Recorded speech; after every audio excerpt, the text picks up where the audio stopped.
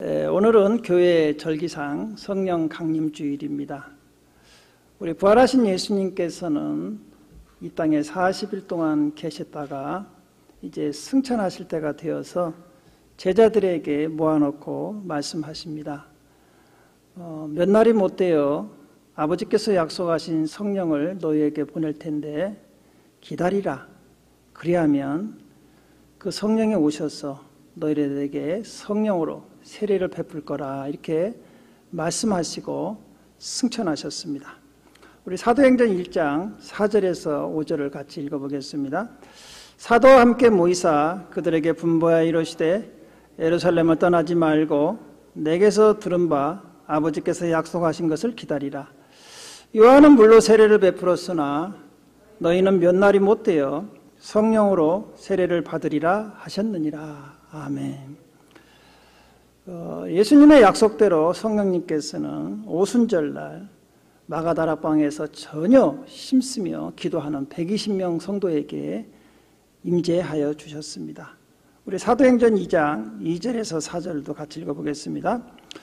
호련히 하늘로부터 급하고 강한 바람 같은 소리가 있어 그들이 앉은 온 집에 가득하며 마치 불의 혀처럼 갈라지는 것들이 그들에게 보여 각 사람 위에 하나씩 임하여 있더니 그들이 다 성령의 충만함을 받고 성령이 말하게 하심을 따라 다른 언어들로 말하기를 시작하니라 그랬어요. 우리 성령 하나님은 바람처럼 또 불처럼 그들에게 충만하게 임하셨습니다. 임하신 성령님께서 지금 이 시간 우리에도 함께 임하실 줄로 믿습니다.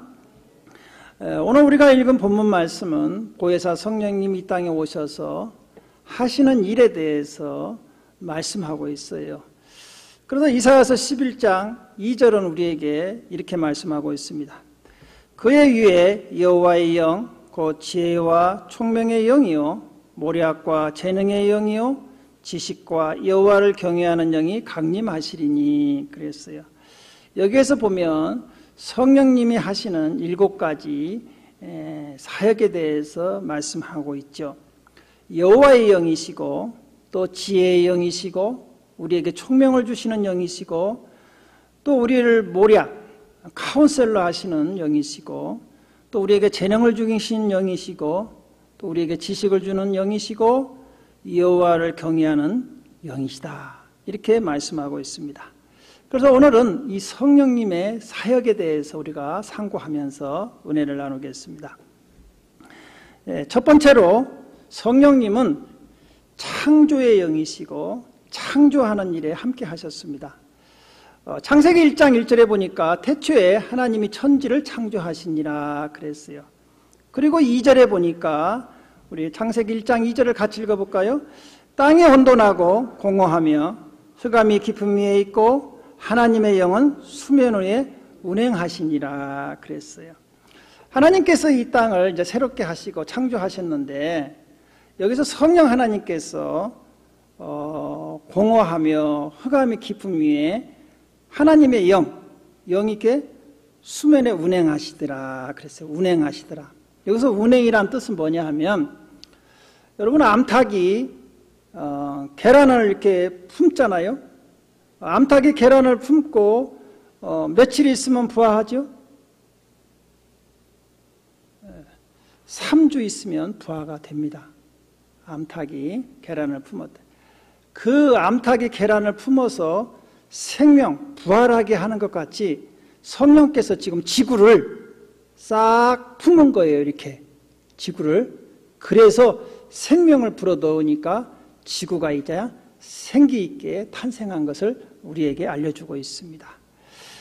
그래서 시편 104편 30절은 우리에게 이렇게 말씀하십니다. 주의 영을 보내어 그들을 창조하사 지면을 새롭게 하시나이다. 성령 하나님께서 창조하시고 지면에 새롭게 하셨다는 것이죠. 또 하나님께서 흙으로 사람을 만드시고 그 코에다가 생기를 불어넣어서 생명이 되게 하시잖아요. 이때 그 생기를 누가 주시느냐? 성령 하나님이 불어넣으셨다는 것이죠.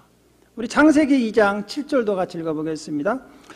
여호와 하나님이 이 땅의 흙으로 사람을 지으시고 생기를 그 코에 불어넣으시니 사람이 생명이 되니라. 생명이란 뜻은 살아있는 영적 존재가 되었다는 것이죠. 동물하고 사람하고 다른 점은 동물은 이런 살아있는 영이 없어요. 생기를 불어넣은 게 아니고 사람에게만 생기를 불어넣어 생명이 되게 했다는 거예요. 그래서 사람만 하나님과 교통할 수 있는 영적인 존재가 되었다는 것이죠. 또한 하나님께서 우리를 사랑하사 우리를 구원하기 위해 독생자 예수 그리스도를 이 땅에 보내실 때 예수님은 여자의 후손으로 오셨지 않습니까? 그래서 남자의 씨가 아닌 여자의 후손으로 오셔야 하기 때문에 동정녀 마리아에게 예수님을 갖다 잉태시킨 분이 있어요. 그분이 누구냐? 성령이라는 거예요. 우리 마태복음 1장 20절을 같이 읽어보겠습니다. 이 일을 생각할 때 주의 사자가 현명하여 이르되 다윗의 자손 요셉아 내 아내 마리아 데려오기를 무서워하지 말라. 그에게 잉태된 자는 성령으로 된 것이니라. 그렇죠. 성령께서 동정녀 마리아에게 예수 그리스도를 잉태시켰다는 것, 심었다는 것이죠. 또 예수님께서 이 땅에 오셔서 이제 33살의 공생애를 마치시고 십자가에서 못 박혀 우리의 모든 죄를 속량하시고 돌아가셨잖아요. 그리고 죽은 자 가운데 3일 만에 부활하십니다. 그때 예수님을 부활시키신 분이 누구냐? 성령이시라는 것이죠. 로마서 8장 11절은 우리에게 이렇게 말씀하십니다. 예수를 죽은 자 가운데 살리신 이의 영이 너희 안에 거하시면 그리스도 예수를 죽은 자 가운데 살리신 이가 너희 안에 거하시는 그의 영으로 말미암아 너희 죽을 몸도 살리시리라. 이제 앞으로 우리가 죽어서 낙원에 있다가 예수님 공중재림할 때 다 부활할 때 있잖아요. 그때 성령께서 우리도 예수님처럼 부활시킨다는 것이죠. 또한 우리가 이 땅에 살아가면서 이제 하나님 자녀로 거듭나게 하시는 분도 성령이세요. 그래서 죄와 허물로 죽은 우리 영혼에 생기를 불어넣어서 주의 강한 군대로 거듭나게 하시는 분이 누구냐? 성령이라는 것이죠. 그래서 에스겔서 37장 10절은 이렇게 말씀하십니다. 이에 내가 그 명령대로 대언하였더니 생기가 그들에게 들어가매 그들이 곧 살아나서 일어나 서는데 극히 큰 군대더라 그랬어요. 이처럼 성령 하나님은 생명의 영이시고 우리에게 생기를 불어넣어서 지금도 우리에게 생명을 주시는 영이신 걸 믿으시기 바랍니다. 이제 두 번째로는 구원 사역에 대해서 말씀드리겠습니다. 하나님께서는 우리를 만세전에 선택하셨죠. 또 우리 예수님께서는 우리를 위해서 십자가에서 죄와 사단과 죽음의 권세를 물리치시고 우리를 해방시켜줬잖아요. 그래서 하나님께 나아갈 수 있는 구원의 길을 열어놓으셨습니다. 이 성령께서는 예수님께서 구원의 길을 열어놓으신 이 구원의 길을 하나님의 택한, 하나님의 선택한 자들에게 적용시켜서 우리가 다 예수 믿고 구원받게 하는 것이죠. 그래서 성령님께서는 이 땅의 많은 사람들 중에 하나님이 선택된 사람에게 성령의 조명을 통해서 먼저 죄를 보고 깨닫게 하십니다. 우리 요한복음 16장 8절을 같이 읽어보겠습니다. 그가 와서 죄에 대하여, 의에 대하여, 심판에 대하여 세상을 책망하시리라. 그러니까 예수 믿기 전에는 자기가 죄인인지를 몰랐는데 하나님께 택한 사람들, 성령께서 그 사람들에게 성령의 조명을 이렇게 보여주니까 자기 안에 있는 죄가 다 드러나서 보였다는 것이죠.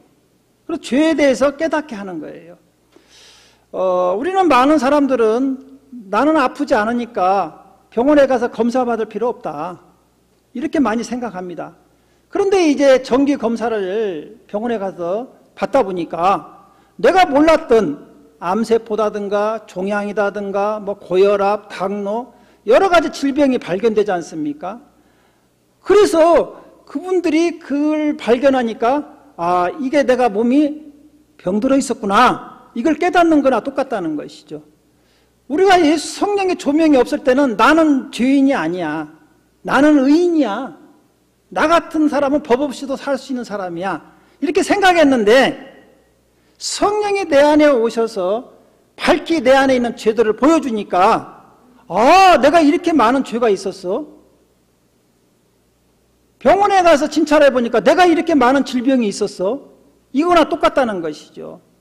그래서 어떻게 됩니까? 병원에서 이 질병이 발견되면 아, 큰일 났다. 이걸 어떻게 하지? 이러다 내가 죽게 되는 거 아닌가? 그렇다는 것이죠. 자기 죄를 발견한 사람도 마찬가지예요. 내가 이렇게 죄인이라니, 내가 하나님께 심판받고 지옥 가는 거 아니야? 어찌할꼬? 이러면서 그 죄를 회개할 수 있는 길을 열어주시는 게 성령입니다. 그래서 사도행전 2장 37절은 베드로의 설교를 듣고 성령이 역사하니까 이렇게들 고백을 해요. 우리 같이 한번 읽어볼까요? 그들이 이 말을 듣고 마음에 찔려 베드로와 다른 사도들에게 물어 이르되 형제들아 우리가 어찌할꼬 하거늘. 자기 죄를 보니까 큰일 났어요. 그러니까 어찌할꼬, 내가 어떻게 해야 이 죄를 없이 할 수 있을까? 그때 성령께서 우리에게 회개의 마음을 주십니다. 회개할 수 있도록 길을 열어주시는 것이지요. 그래서 예수 그리스도께서 십자가에서 흘리신 보혈로 죄사함 받을 수 있도록 그 회개하는 사람들을 예수님께로 인도해서 죄사함 받고 구원받게 하는 거예요. 병원에서 그 진찰을 해서 병이 발견된 사람들을 그걸 치료해서 낫게 하는 의사에게 인도하는 것과 똑같다는 것이죠. 그래서 예수님께로 인도해서 그 자기의 모든 죄를 용서받을 수 있도록 인도하시는 거예요. 그래서 요한복음 16장 13절은 예수님께로 인도한다 이렇게 말씀하고 있어요. 우리 같이 읽어볼까요? 그러나 진리의 성령이 오시면 그가 너희를 모든 진리 가운데로 인도하시리니 그가 스스로 말하지 않고 오직 들은 것을 말하며 장래의 일을 너희에게 알리시리라. 진리이신 예수님께로 인도하는 거예요. 그리고 또 그 예수님을 믿을 수 있도록 믿음을 주시는 분도 성령이라는 거예요. 여러분이 예수님을 믿잖아요.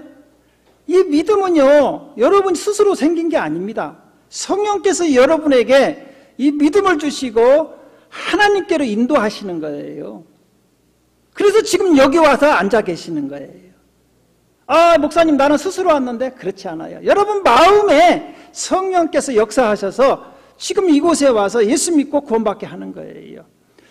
그래서 고린도전서 12장 3절은 이렇게 말씀하십니다.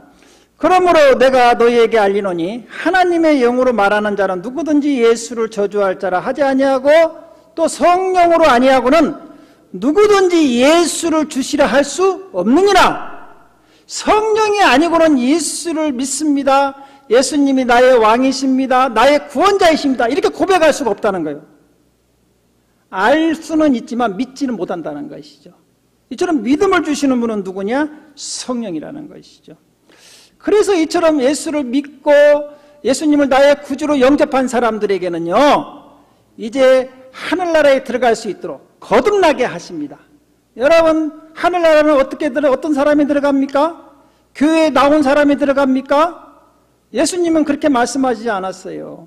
나더러 주여 주여 하는 자가 다 천국에 들어가는 것이 아니고 요한복음 3장 5절에 보니까 물과 성령으로 거듭나야 천국에 들어간다고 말씀하셨어요.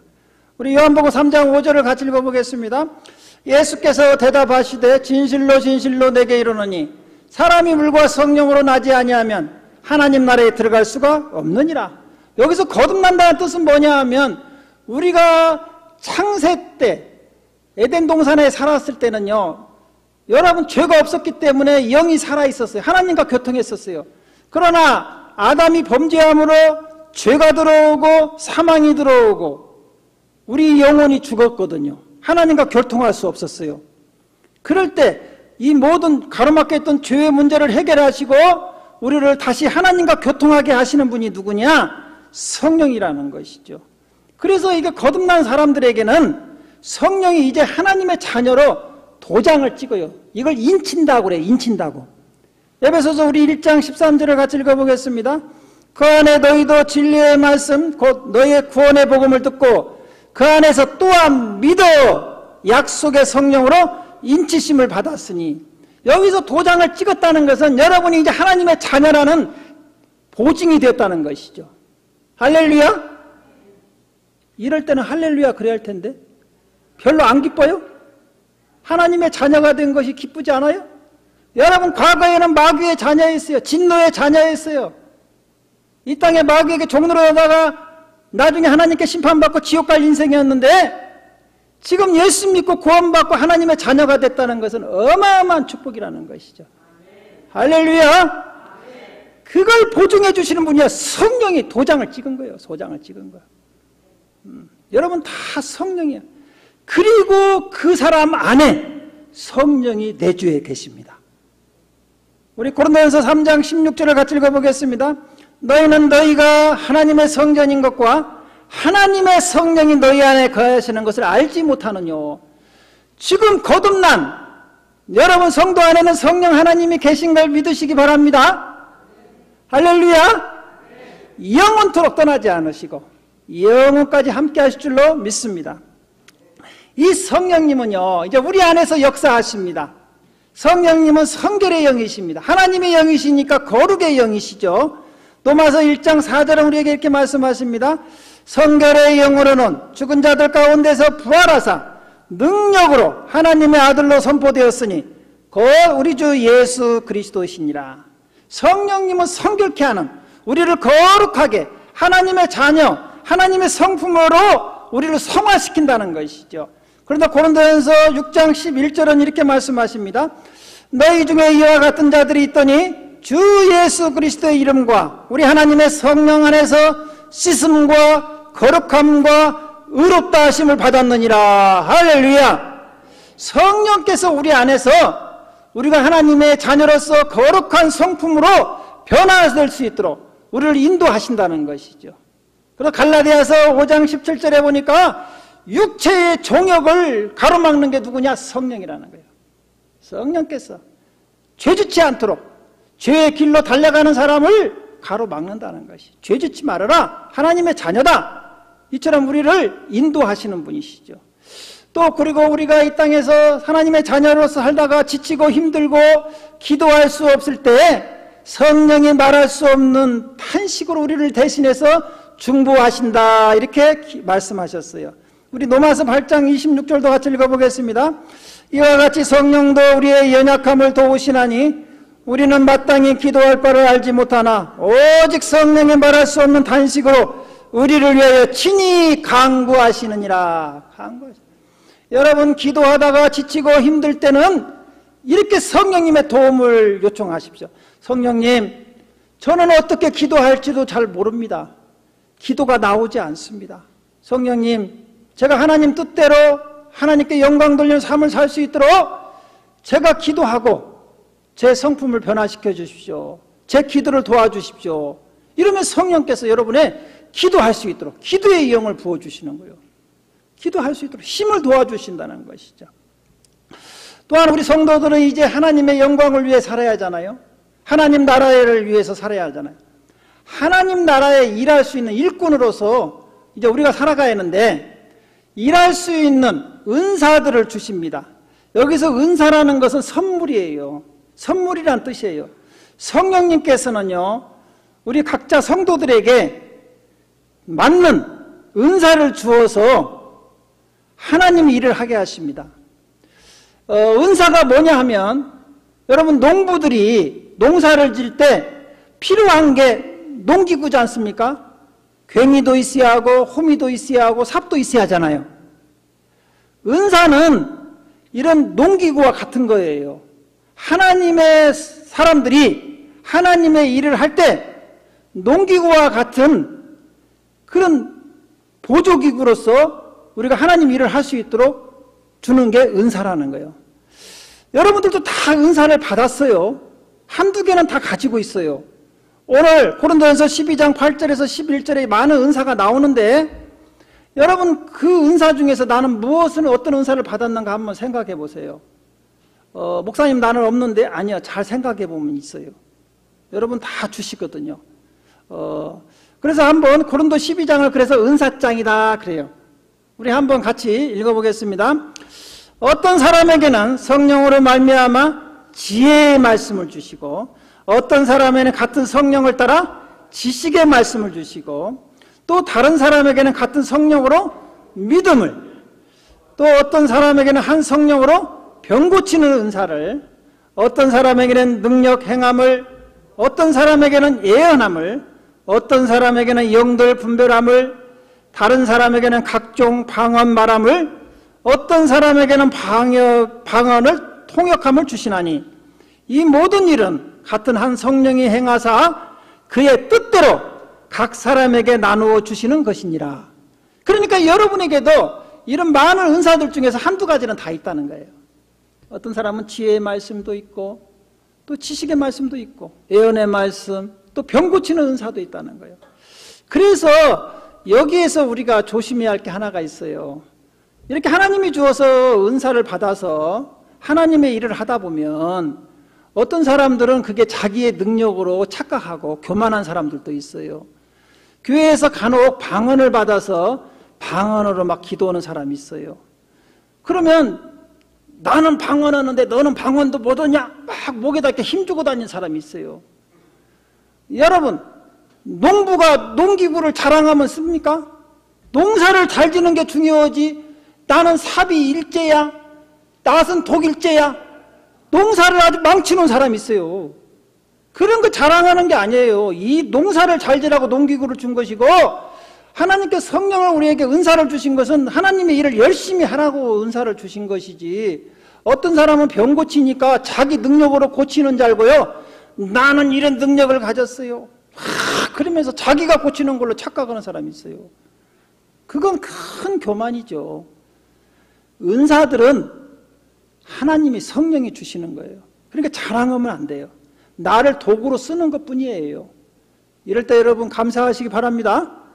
그래서 어떤 사람은 방언을 줄 수도 있고 어떤 사람은 방언을 안 줄 수도 있어요. 여러분 5만 번 기도 응답을 받았던 조지 뮬러 아시죠? 예? 그분은요 방언의 은사를 못 받았어요. 여러분 장로교의 창시자 칼빈이 있죠? 칼빈도 방언을 못했어요. 그러면 그분이 뭐 성령 못 받은 거냐? 아니에요. 칼빈은 지혜의 은사, 지식의 은사, 예언의 은사들을 다 받았기 때문에 그것은 각자 맞는 사람에게 주시는 것이지, 어떤 또 교단에서는 성령 받아야 방언해야 성령 받았다고? 아니라니까. 그런 건 우리 집에는 삽이 있고 다른 집에는 괭이가 있는 거라고 다르단 말이에요. 서로 빌려가면서 쓰는 거예요. 같이 합력해서. 아셨죠? 그러니까 여러분 이 은사라는 것은 각자에 맞게 성령께서 주시는 걸 믿으시기 바랍니다. 그걸 받으면 하나님의 일을 하면 되는 거예요. 또 재능을 주어서 하나님의 교회에 봉사하게 하십니다. 재능. 여러분 각자 이 땅에 살아갈 때 다 다른 재능들이 있어요. 오늘 2부에는 다 비즈니스 하시는 분들이 주로 오시니까 다 비즈니스 하려면 재능이 있어야 하거든요. 재능이 있어야 돼요. 저기 우리 세계적으로 최고의 맛있는 빵을 만드는 우리 김 집사님, 저게 어떻게 김 집사님은 저게, 나는 저런 분이 어떻게 그렇게 케이크를 아름답게 만드는가 나는 이해가 안 된다고. 안 돼. 안 돼. 내 생각으로는 안 돼. 이해가 안 돼. 저게 어떻게 그렇게 아기자기하게 멋있는 케이크 나오냐 이거지요. 나는 도저히 이해가 안 돼요. 하나님이 재능을 주신 거죠. 재능을 주시죠. 세계적인 아주 명장이지 않습니까? 또 우리 그 해먹는 날 이지혁 집사님도 마찬가지예요. 라스베가스 최고의 칼집이지 않습니까? 칼집이. 여러분 그 조폭이 아니라, 조폭이 아닙니다. 또 칼집이라니까 조폭인 줄 알았는데, 여러분 생선 딱 우리 집사님한테 손에 딱 하면 생선이 그냥 살아있는 생선이면 다 포가 떠져가지고 포 떠고 딱 놓으면 그냥 살아있다니까. 저 기술은요 아무나 못 오는 것이죠. 저건 재능이에요, 재능. 그래서 여러분 또 우리 또 프린팅 하시는 또 우리 제이슨 사장님 마찬가지잖아요. 그 참 디자인 기가 막히게 하잖아요. 아이디어, 그런 아이디어가 어디서 나오냐 이거죠.